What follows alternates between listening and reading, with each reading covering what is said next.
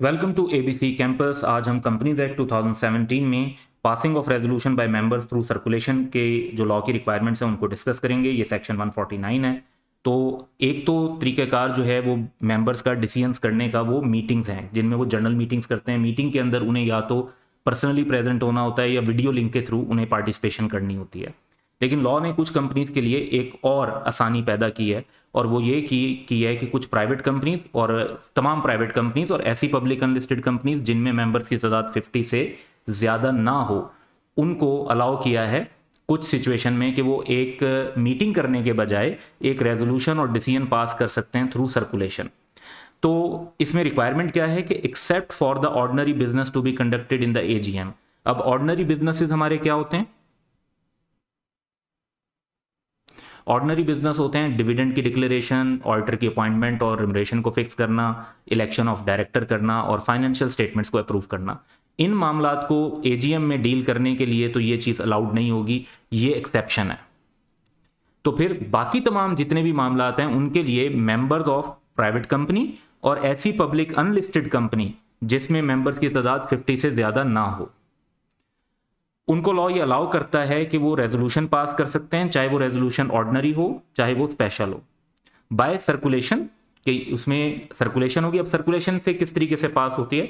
इसमें दो तरीके होते हैं। जहां पे मेंबर्स की तादाद बहुत कम हो, 3 या 4 मेंबर्स हों, तो फिर ऐसा किया जाता है कि एक पेज के ऊपर जो रेजोल्यूशन को लिख के पहले फर्स्ट मेंबर को भेज दी जाती है, फिर उनके साइन ले लिए जाते हैं, फिर सेकंड मेंबर को भेजी जाती है, उनके साइन आ जाते हैं, फिर थर्ड मेंबर को भेजी जाती है, वो साइन कर देते हैं। हर कोई जो है एग्री कर रहा है या डिसएग्री कर रहा है लिखकर उसके आगे अपने साइन कर देता है और एक ही पेज के ऊपर जो रेजोल्यूशन के ऊपर सारी साइंस हैं वो आ जाते हैं और उसकी बेस पर पता चल जाता है कि रेजोल्यूशन पास हुई है या नहीं हुई। दूसरा तरीका ये होता है कि हर मेंबर को एक रेजोल्यूशन की कॉपी जो है वो भेज दी जाती है और उस पर मेंबर जो है वो नीचे ये लिख कर के वो इसके साथ एग्री करते हैं या इसके अगेंस्ट हैं, वो अपने साइन करके वापस भिजवा देते हैं। वो सारी जो कॉपी ऑफ रेजोल्यूशन फिर जमा हो जाती हैं, उसको फिर काउंट कर लिया जाता है कि फेवर में कितने लोग हैं और अगेंस्ट कितने लोग हैं। अगर रिक्वायर्ड मेजोरिटी फेवर में हो तो वो रेजोल्यूशन पास हो जाती है, वरना वो रेजोल्यूशन पास नहीं होती। तो बाय सर्कुलेशन होनी चाहिए और इसमें तमाम मेंबर का साइन होना चाहिए। अब साइन होना जरूरी है, तमाम एग्री करते हैं या नहीं एग्री करते ये जरूरी नहीं है। देखें, जो डिसएग्री करता है वो डिसएग्री लिखकर भी साइन कर सकता है। For the time being entitled to receive notice of a meeting, तमाम उन मेंबर्स के साइन होने चाहिए जिनको मीटिंग का नोटिस जो मिलने का राइट भी था उनका। तो ये तो एक लॉ ने अलाउ कर दिया कि ऑर्डिनरी बिजनेस इन एजीएम के अलावा प्राइवेट कंपनी और पब्लिक अनलिस्टेड कंपनी 50 मेंबर से कम वाले रेजोल्यूशन थ्रू सर्कुलेशन पास कर सकते हैं। लेकिन इसके कुछ एडिशनल रूल्स भी हैं जो हमने देखने। पहली बात तो ये है कि जो रेजोल्यूशन सर्कुलेशन के थ्रू पास होगी वो भी वैसे ही वैलिड एंड इफेक्चुअल होगी जैसे जनरल मीटिंग प्रॉपर कॉल की जाए, ड्यूली कन्वीन्ड हो, नोटिस हो, हेल्ड हो और उसके अंदर रेजोल्यूशन पास हो। जिस तरह उसकी रेजोल्यूशन इफेक्टिव होगी उतनी ही ये वैलिड और इफेक्टिव होगी, इसका स्टेटस उससे कोई कम नहीं होगा। दूसरी बात यह है कि जब भी ऐसी कोई रेजोल्यूशन जो है वो भेजी जाती है तो उसमें एक बात ज़रूरी है कि उसके साथ जो नेसेसरी पेपर्स हैं, जैसे कोई डॉक्यूमेंट है, स्टेटमेंट ऑफ मटेरियल फैक्ट्स है या और दूसरी जो लॉ की रिक्वायरमेंट है वो पूरी होनी चाहिए। अगर वो पूरी नहीं होंगी तो फिर रेजोल्यूशन पास कंसीडर नहीं होगी। फर्दर जो लॉ ये कहता है कि ये रेजोल्यूशन जो है इसको कैंसिल नहीं किया जा सकता। A members agreement to a written resolution, ये रिटन रेजोल्यूशन से मुराद है जो थ्रू सर्कुलेशन हुई है। वन सिग्निफाइड यानी एक मरतबा सारे मेंबर्स उसे अप्रूव कर देते हैं, मे नॉट बी रिवोक्ड, उसको फिर कैंसिल नहीं किया जा सकता।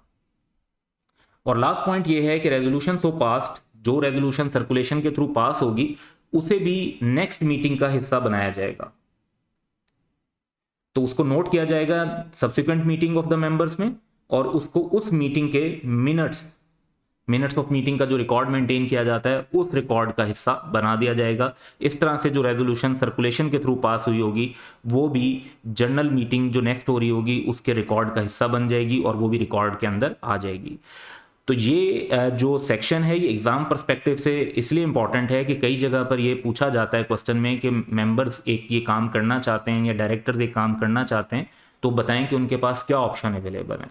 तो एक ऑप्शन ज़ाहिर बात है कि अवेलेबल होता है कि वो जनरल मीटिंग कॉल करें, बाकायदा नोटिस हो, सारी वो चीज़ें हों जो मीटिंग से रिलेटेड होती हैं, और फिर एक रेजोल्यूशन पास हो। और दूसरा ऑप्शन ये होता है कि passing of resolution by member through circulation कर ली जाए। लेकिन इसमें एक बात का ख्याल रखना है कि अगर ऑर्डिनरी बिजनेस के बारे में कहा जाएगा तो फिर ये वाला ऑप्शन अवेलेबल नहीं होगा, और इस तरह से ये ऑप्शन सिर्फ स्पेशल बिजनेस के लिए अवेलेबल है, और वो भी प्राइवेट कंपनी और public unlisted company having less than not more than 50 members, उनके लिए अवेलेबल है। So that's all for today, have a good day.